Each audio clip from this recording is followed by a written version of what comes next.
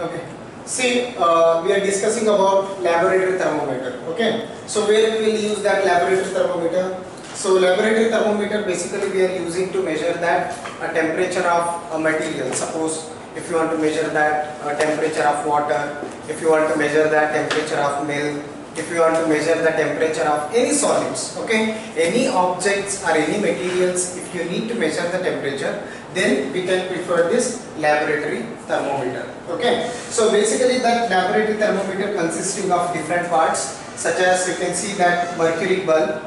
In mercury bulb, mercury is present. Okay, the symbol of mercury is Hg. Okay, then you can see that the scale, basically you can say there are two scales which are present in the thermometer.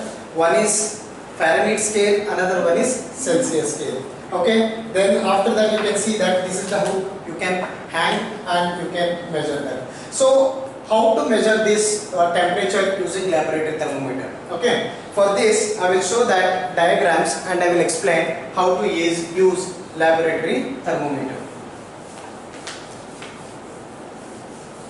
See, nowadays that laboratory thermometer, which is also comes in alcohol, okay, means instead of mercury, so they are using alcohol. So you can take this beaker, okay, so you can take that some water or milk, whatever you can take that. Okay, so this beaker you can place in tripod stand. Okay, so just I was taking that normal stand. So then you can take this is the beaker,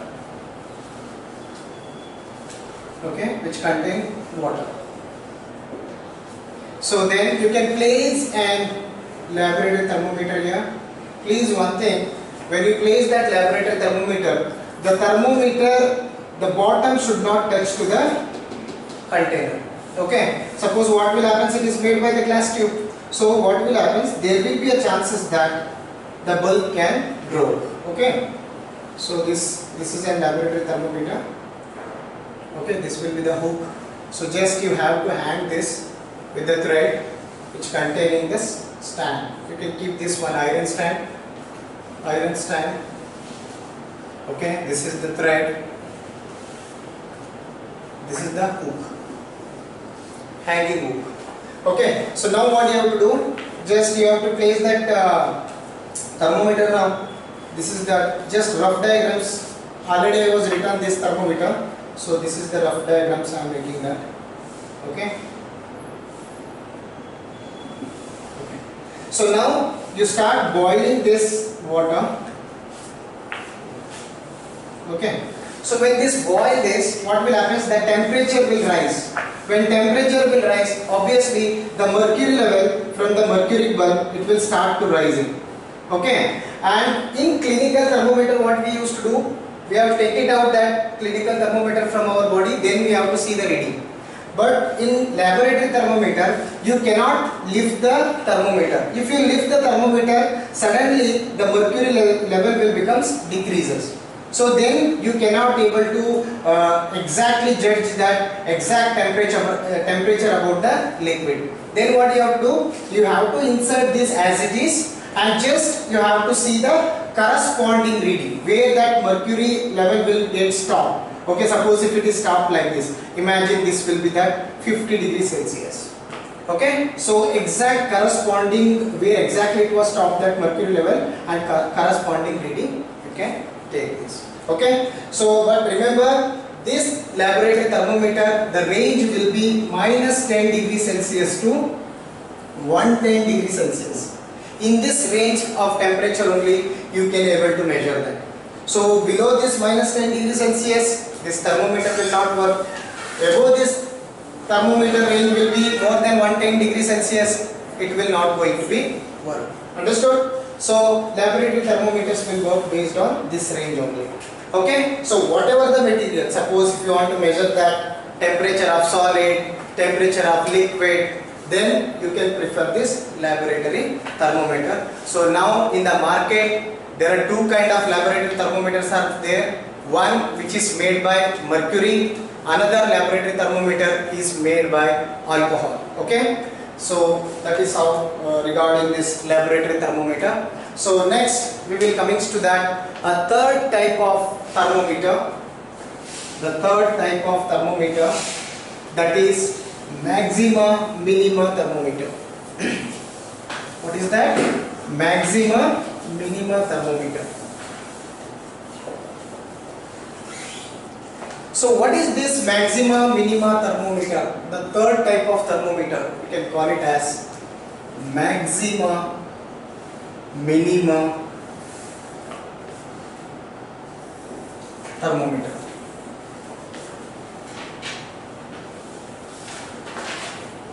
See, have you heard that the measuring of temperature of weather? Suppose if you want to measure that our surrounding temperature, weather forecast temperature, then we can prefer this maxima minima thermometer. Basically, this maxima minima thermometer, it will be U-shaped. Okay, it will be in U-shaped. So basically, in your syllabus, this maxima minima thermometer will not be there. For just for informations, I am going to be just telling about this. Okay, so this will be that. This is the way that maxima and minimum thermometer will be there. So here the values will be, the reading scale, it will be in the increasing order. Okay, so here that reading scale, it will be in the decreasing order. Okay, so in the morning times what will happen, generally temperature it will become low. Okay, so in day times, if it comes to afternoon times, the temperature will becomes increases. So that means it will be in these shapes. They will fill with that same, like mercury they will fill, either mercury, Hg, or else they will going to fill with alcohol. Okay, so either they will use mercury or alcohol. So what will happen, according to that weather temperatures, the mercury level will becomes fluctuating. Okay, so sometimes in the day times, I told you, in the morning times temperature will become low, in afternoon times temperature will become high. Again that in evening times temperature will become low, and like that it will going to be changed. So basically this maxima minima thermometer, when you are going to higher classes, like when you are particularly if you are going to study about geography, there you can much more details you can study about this thermometer. Right now just you have the idea about what is maxima minima thermometer. So maxima minima thermometers are useful for to measure that the surrounding temperature or weather forecast. Okay. So next, after understanding about just a little information I given that, it's not required for much about these details. Okay, next after understanding the types of thermometer, next we will see that in exams they will ask in a different way questions. So they will ask what are the types of thermometer. Then what do you have to say? Clinical thermometer, laboratory thermometer, and maxima minima thermometer. There are three types. Suppose in that they will ask in this way also. So what is the difference between clinical thermometer and laboratory thermometer? So if 2 marks, if they are asking 4 points you can write. So what are the points we can write it in clinical thermometers and laboratory thermometer? In clinical thermometer we can use the thermometer for measuring human body temperature. Whereas laboratory thermometer, we can use that thermometer for measuring that object's temperature. This is the first difference. Second difference, you can see that clinical thermometer range starts from 35 degrees Celsius to 42 degrees. Because why that the question is asking that? Some of the Olympiad exams, they will ask why that in clinical thermometer the range will be 35 degrees Celsius to 42 degrees Celsius. What answer you will give? Generally, human body temperature, if you want to see minimum body temperature, it will be 35 degree. Okay, any human beings, if you measure the temperature will not go below 35 degrees Celsius. That's why the range starts from 35 minimum, that is minimum, and maximum if you want to see, that will becomes 42. So more than 42 degrees Celsius is not possible from any human beings. So that's why the range will be 35 degrees Celsius to 42 degrees Celsius. And sometimes you are confused when you are going to the doctor when they are measuring your body temperature. Doctor will say that so your body temperature will becomes 98 degree Fahrenheit. So many students, they will confuse, they will say that whenever they are visiting the doctor, they will say that today my body temperature is 104 degrees Celsius. So that is not possible. 104 degrees Celsius is not at all possible. So please note down temperature, either we can tell in Celsius scale or Fahrenheit scale.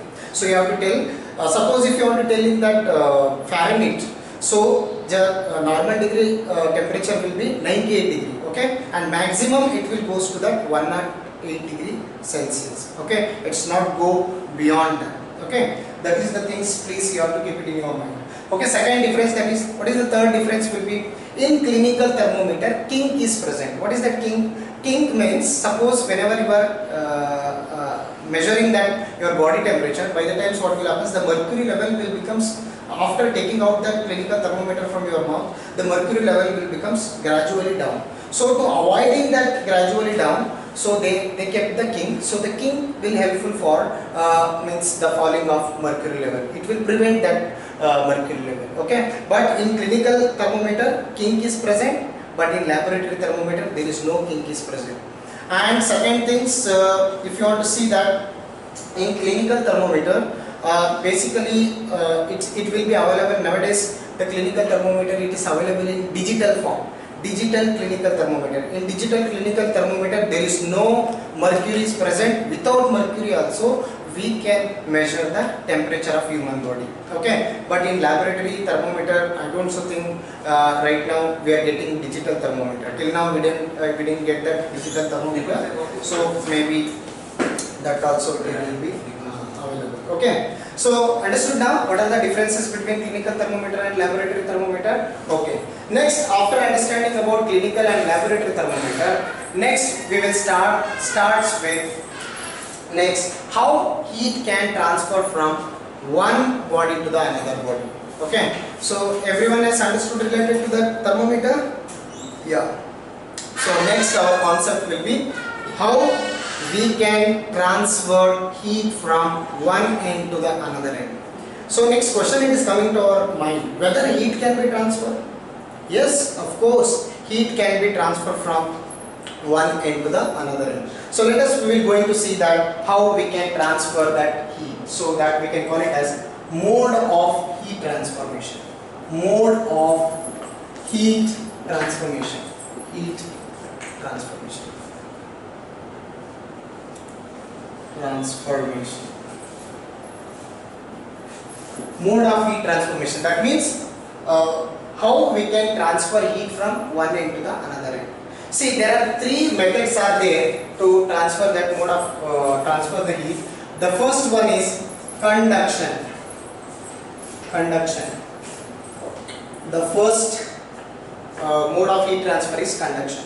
What is conduction? See, conduction is nothing but it's a process. Suppose if you are taking that, you take one metal. So first you need to understand conduction. When you do the conduction process, basically you require conductors. Okay, in our surrounding, all solids, if we are classified in two ways. One is conductor, another one is insulator. What is conductor? Conductor means those material which conduct heat and electricity. Such materials we can call it as conductor. Okay, example, like if you are talking about take metals, metal is a conductor, graphite is a conductor. Okay, these metal, what will happen? It will transfer the heat from one end to the another end. So coming to the what we can call it as insulators. Insulator means those material which does not allow the heat to transfer from one end to the another end. Such materials we can call it as insulator. Okay, so we will see that if you want to carry out conduction process, you require conductor. Everyone is understood what is a conductor? Conductor are the material which conduct heat and electricity from one end to the another end. Such kind of materials we can call it as conductor. Example, metal is a good conductor. Okay, graphite is a good conductor. Except metal and graphite, there is no other materials which are going to conduct the heat. Okay, so suppose I am taking, this is iron rod. Okay, iron rod I am taking. Okay, so in this above the iron rod, I will put that some wax. I will put that some wax. In this wax, I will put that like a small pin available, na? That stapled pin. So just you have to fix it here. Okay. Now we will going to check whether that heat is transferred from one end to the another end. Okay. So now I have taken that metal rod, the wax I was pasted. that wax I was stick with the small pins here. Okay, now what I will do, I will start heated this one end. I will supply the heat to the one end of the metal. Okay, iron rod. So if you are continuously, if the heat is supplying to this metal, what will happen? As this is a solid means what will happen? All the particles are closely packed. So what will happen? The heat will be transferred from one particle to the another particle. So what will happen? Once it is started to heat, that the wax will be melt, and when it is melt, this will become fall, this will become fall. The ultimately what will happen? After a certain time, all pins will become fall down. Why? Because the heat is transferred from this end to this end. Okay, so this is only possible from the conductor. Okay, this process of transferring heat from one end to the another end in solids, okay, especially in which solid? In conductors. Such process we can call it as conduction. Okay, so how we can define that conduction? Conduction is a process in which the heat is transferred from one end to the another end with the help of conductor is known as conduction. Understood? So all metals will carry that conduction process. Okay, and graphite also, it will transfer the heat from one end to the another end. Okay, suppose any solids, if you transfer the heat from one end to the another end, that process we can call it as conduction. Okay, other means if you are going to take liquids. Okay, if you are going to take liquids, so how heat will be transferred? Suppose I am taking a glass beaker, I am taking. Okay, you take beaker, take some water. Okay, so now, so this what you will do is, you take this as an, just you slightly heat this. Okay, when you started to heat this, what will happen? You might have observed when immersion rod is using for what we can call it as to boil the water. Okay, so you might have observed first it will start it to, the heat will start it from this end, lower bottom of the end of the container to the upper end. Okay, how we can understand this convection process? Means how we can understand this process? You do one thing, take water, normal water, just put one drop of ink, red ink or blue ink, you put it. So after put one drop of ink to this water, so you can see that in water the blue, suppose if you are putting that one drop of blue ink, so how that this already this water is a boiled water, means what will happen once one drop if you are putting that, the entire that blue ink will be spread from the bottom to the top, like this it will going to be spread. So why I am telling this ink means in liquid also heat will transfer. Yes, means in your home you are boiling the water, the entire water will get boiled. How that entire water gets boiled? How that entire water will get the heat? So heat will get from bottom of the liquid to the top of the liquid. Okay, so where exactly from the more heat source will be there, from that end to the top end, that heat will become transferred. So what it means, in liquid also we can transfer the heat from one end to the another end. So such process we can call it as convection. Convection. So what we can call it as convection. What do you mean by convection? Convection is a process in which a transferring of heat from one end of the liquid to the another end of the liquid. That process we can call it as convection. So in convection, not only convection process we can see in liquid, we can also see in solid, gas also. In gas also, what will happen? Slowly, you can see that in daytime, in morning time it will be cold. Slowly, when it comes to afternoon, so the heat will become increases in the atmosphere. How that this heat will become increases? That means in air also that heat will be transferred from one end to the another end. Okay, so in air also heat will be transferred from one end to the another end. That process also we can call it as convection. Understood everyone? What is a convection? Convection is a process in which transferring of heat from one end of the liquid and gas and to transfer the heat from another end of liquid and gas. Okay, such kind of process we can call it as convection. Convection we can see in liquid, and convection we can also see in gases. Understood now?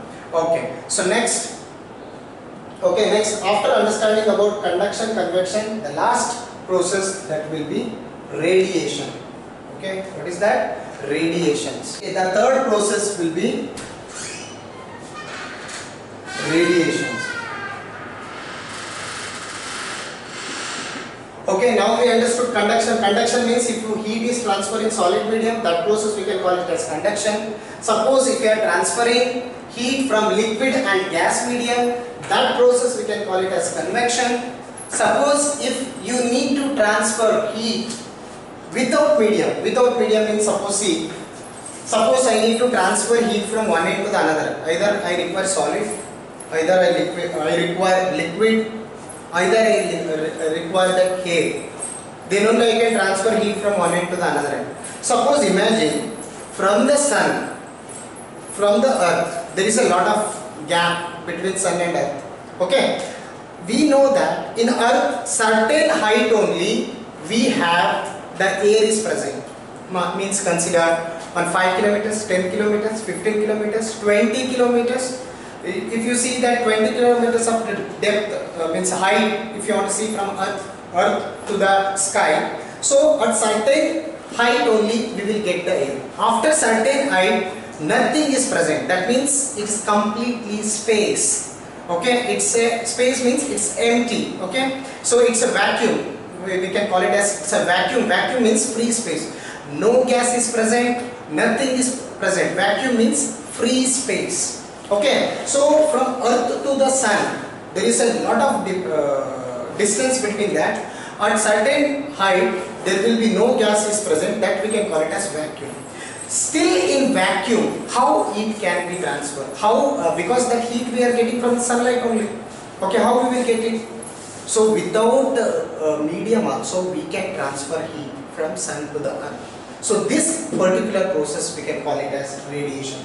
So what is radiation? A radiation is a process in which the heat is transferred from one end to the another end without having any medium. Medium means either solid, liquid and gas. But in radiation does not require any medium to transfer the heat from one end to the another end. So this process we can call it as radiations. Did you understand what I am saying there? Okay. So we are finally understand the three processes: conduction, convection, radiations. Okay. So conduction means if heat is transferred in solid medium, that conduction. If heat is transferred in liquid and gas medium, that is convection. Okay. If heat is transferred without any medium, that we can call it as radiations. Okay. So we have completed the three processes. So that next concept we can see that what is that? Okay. After understanding about conduction, convection.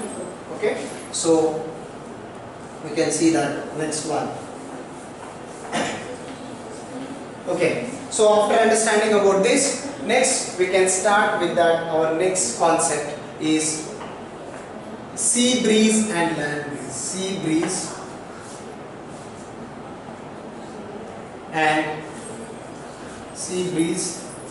and land breeze. Okay, sea breeze and land breeze. So let us we will understand what is the sea breeze and land breeze. Okay, so sea breeze, coming to the sea breeze means suppose what will happen in daytimes. Okay, so we know that in our surrounding the land is also present, and you know the water also which is present. Okay, that means land and sea which is present in the earth. Okay, so in daytimes if the sunlight falls on land also, the sunlight will falls on the sea also. Okay, sunlight falls that heat from land also and sea also. This is land, this is sea. Suppose which one will be heated up faster, land or sea?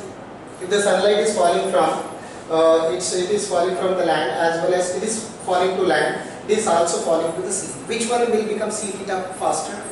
We know that land will be heated up faster. In daytime, land will be heated up faster. Okay, compared to sea.